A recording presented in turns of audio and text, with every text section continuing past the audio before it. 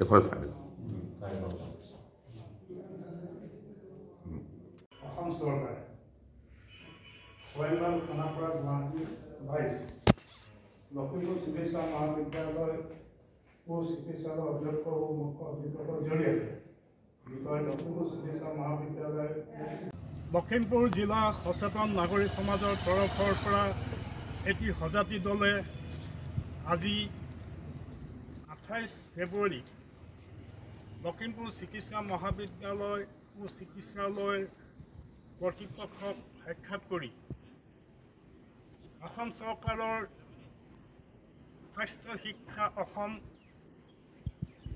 সঞ্চালক মহোদয়লৈ এখনি স্মাৰকপত্ৰ প্ৰেৰণ কৰা হয়। লগতে উক্ত স্মাৰকপত্ৰ এটি প্ৰতিলিপি লখিমপুৰ চিকিৎসা মহাবিদ্যালয় ও চিকিৎসালয় অধ্যক্ষ ও মুখ্য সচিবৰ জ্ঞাতাৰ্থে ও কাৰ্যকৰণাৰ্থে প্ৰদান কৰা হয়।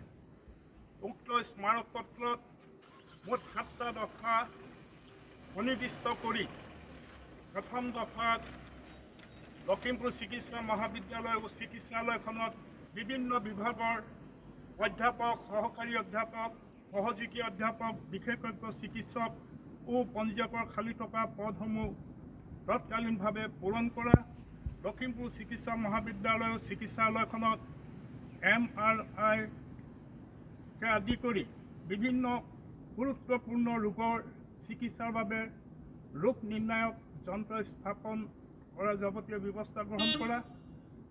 দ্বিতীয় দফাত ৰোগীসকলৰ অসুবিধাৰ প্ৰতি লক্ষ্য ৰাখি পূৰ্বৰ উত্তৰ লখিমপুৰ অসামৰিক চিকিৎসালয়ত থকা CT স্কেন মেচিনটো তৎকালীনভাৱে লখিমপুৰ চিকিৎসা মহাবিদ্যালয় ও চিকিৎসালয় স্থাপন কৰা। 4 নং দফাত নিশাৰ ভাগত দুৰ্ঘটনা নতুবা অন্য কাৰণত আঘাতপ্ৰাপ্ত লোকৰ জৰুৰী চিকিৎসাৰ বাবে লখিমপুৰ চিকিৎসা মহাবিদ্যালয় চিকিৎসালয়খনৰ ৰেডিঅ'লজি বিভাগটো 24 ঘণ্টাই খোলা ৰখাৰ ব্যৱস্থা কৰা। 5ম দফাত লখিমপুৰ চিকিৎসা মহাবিদ্যালয় চিকিৎসালয়খনত অচিৰে ছুপাৰ স্পেচিয়েলিটি বিভাগসমূহ খোলাৰ ব্যৱস্থা কৰা। 6ষ্ঠ দফাত লখিমপুৰ চিকিৎসা মহাবিদ্যালয় চিকিৎসালয়খনত ৰোগীৰ ব্যৱহাৰৰ বাবে অতি কমেও 50টা পেইং কেবিন স্থাপন কৰা। আৰু 7ম দফাত চিকিৎসা মহাবিদ্যালয় চিকিৎসালয়খনৰ স্বচ্ছতা অভিযানৰ প্ৰতি লক্ষ্য ৰাখি চিকিৎসালয়ৰ কোঠাসমূহৰ লগতে লেট্ৰিন, বাথৰুম, টয়লেট আৰু বেচিন আদি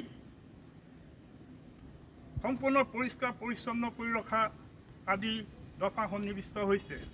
লখিমপুৰ জিলা সচেতন নাগৰিক সমাজে আশা প্ৰকাশ কৰিছে অসমৰ 8খন চিকিৎসা মহাবিদ্যালয় মুঠ 168 বিঘা মাটিকালিৰে সামৰি থকা 510.89 কোটি টকা ব্যয়েৰে স্থাপন হোৱা লখিমপুৰ চিকিৎসা মহাবিদ্যালয় ও চিকিৎসালয়খনত সাম্প্ৰতিক সময়ত দেখা দিয়া জ্বলন্ত সমস্যাৱলীবিলাক লখিমপুৰ জিলা সচেতন নাগৰিক সমাজে আহু সমাধানৰ হোৱাটো আশা কৰিছে আৰু লখিমপুৰ চিকিৎসা মহাবিদ্যালয় চিকিৎসালয় অধ্যক্ষ আৰু মুখ্য অধীক্ষকে উক্ত সমস্যাসমূহ সমাধানৰ ক্ষেত্ৰত অসম চৰকাৰৰ স্বাস্থ্য শিক্ষা সঞ্চালকক যাৱতীয় হেঁচা প্ৰয়োগ কৰিবৰ বাবেও আহ্বান জনাইছে।